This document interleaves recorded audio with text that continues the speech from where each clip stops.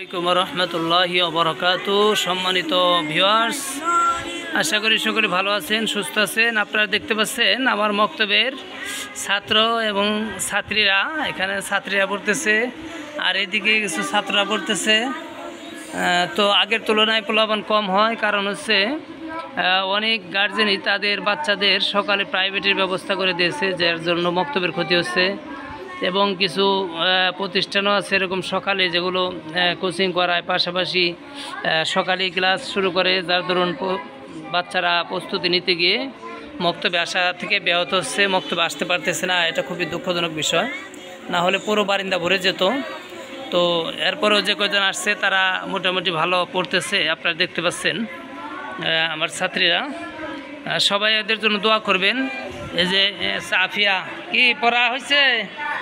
বড় বড় বড় এই যে আফিয়া, এই যে আরেকজন, এই যে সবাই মোটামুটি অগ্রগামী, ভালো সবাই পড়তে পারে। এই যে মেয়েটা হচ্ছে তাবাসসুম, এই যে রাইসা তো অনেক ভালো পড়া পড়তে পারে এবং খুবই দায়িত্বশীল।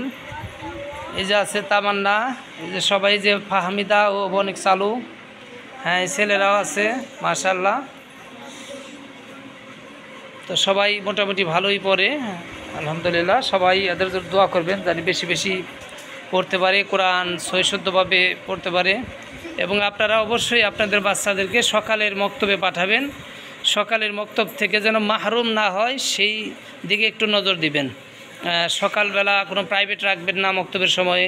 এবং সকালে কোনো স্কুলে কোচিং করলে সেক্ষেত্রে আপনারা বলবেন যে না, আমরা মক্তব পড়াবো। কারণ ছোটো সময় যদি এই কোরআন কেউ না শিখে, তাহলে পরে কিন্তু এই কোরআনটা আর শিখতে পারবে না বা লজ্জাবোধ করবে। সেক্ষেত্রে কিন্তু ছোটো সময় শিখলে যে শুদ্ধ হতো, মাখরাজগুলো সঠিক হতো, এগুলো কিন্তু তারা আর পরবর্তীতে পারবে না।